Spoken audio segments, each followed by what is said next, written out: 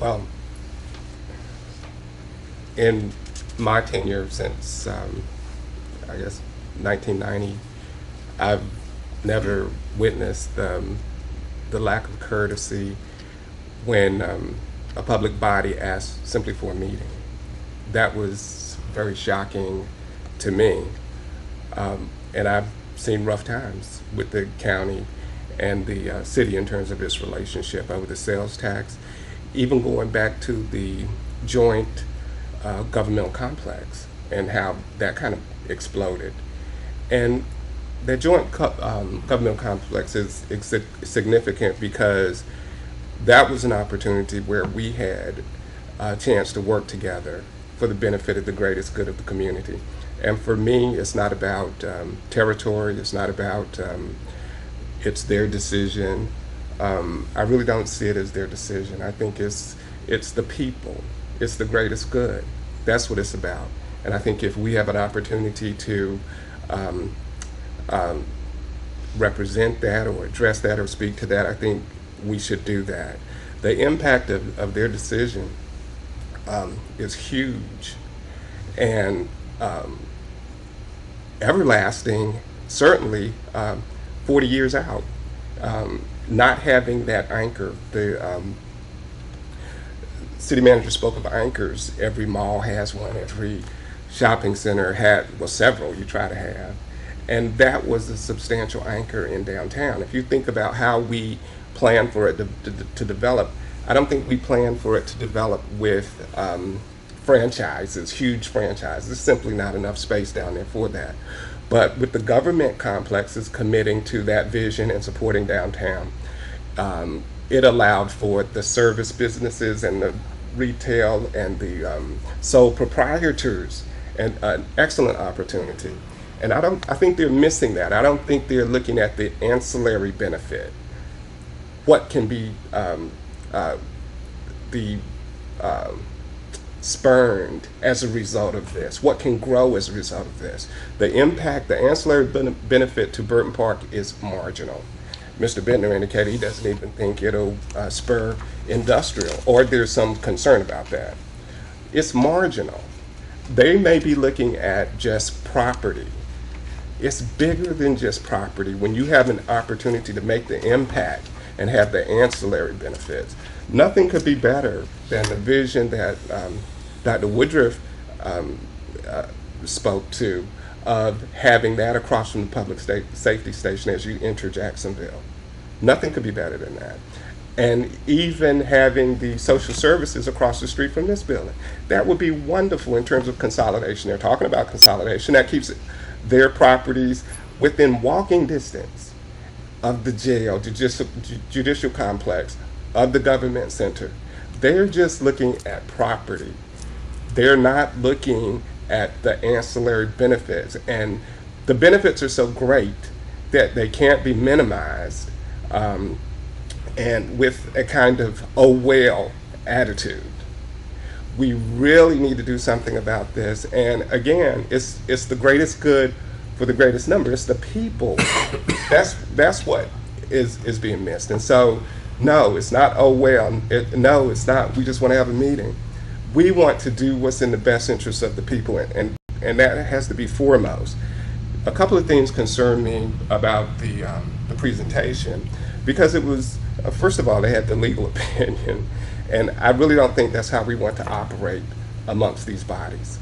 And there are some legal notions about part performance and detrimental reliance that take things out of being unenforceable to enforceable. When one side performs, the city of Jacksonville has performed. We allowed the jail. You don't get to back out.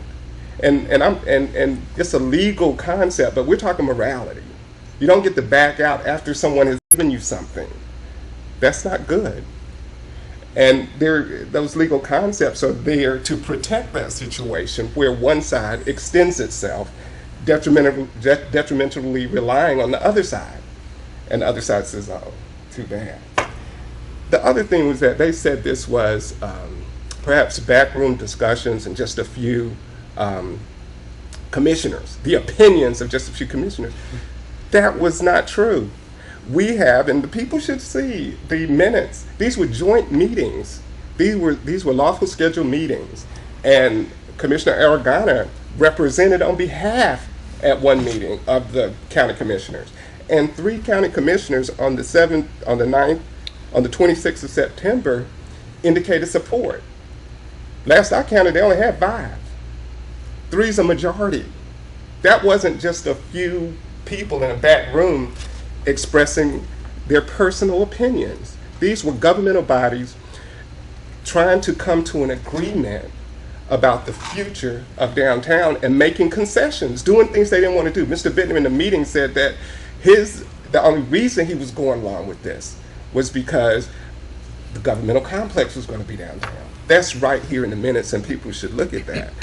Now, the other thing is that they make parking a big thing, as if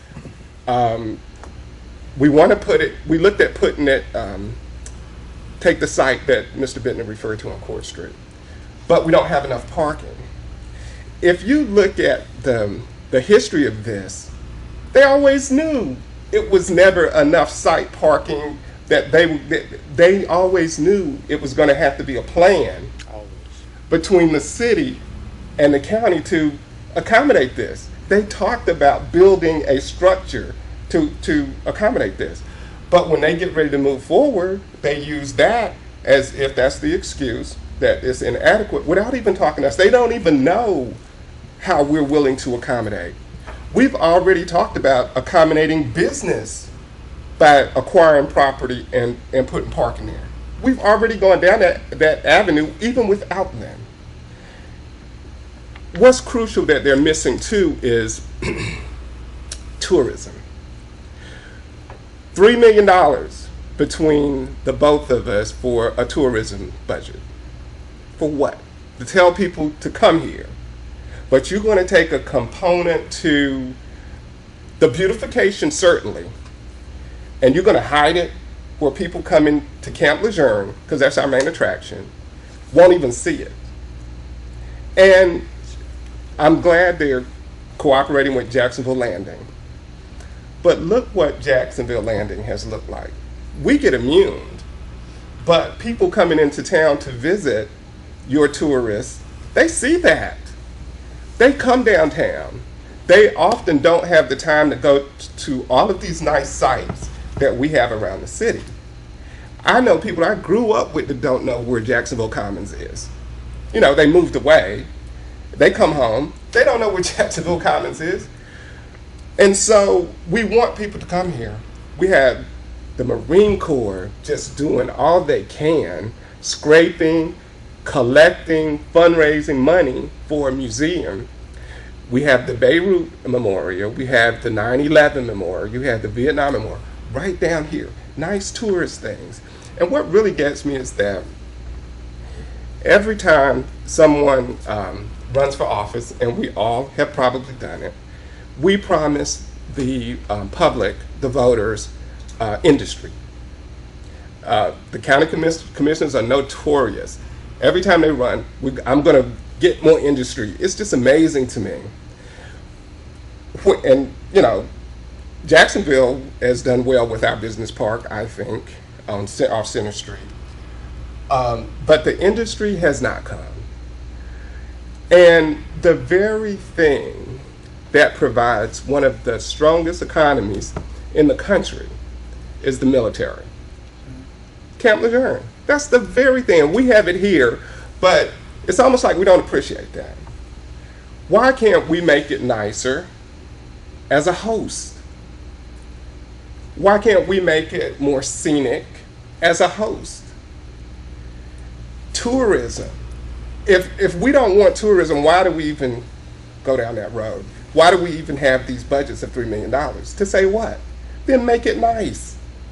And Ron Brown, and it's in the minutes, I couldn't find the page, but at one of these sessions when the public could speak, he spoke about all of the investment that's going downtown. And I mention this because Kevin Connors stood up and said, well, no industry is coming to Burton Place. The other reality is no business is coming downtown.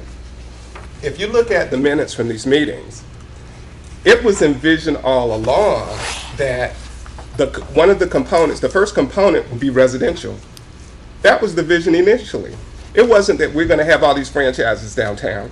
It was that we were going to have residential. That has happened. That has happened in a big way that we have the residential. And Ron Brown testified to that. And that was back in 2007. And he mentioned all of the investment that had been done at that time. And this is September 25th, 2007, and on page 15. Because he was responding to some criticism about feel-good projects. And he said the feel-good projects had been a good investment, such as Riverwalk Crossing. And that over the last 3 years, as of that time, over $2 million worth of homes within 2 blocks of the park. And other contractors had he built $2 million, they were $3 million, with $16 million coming soon. That's success. That's success.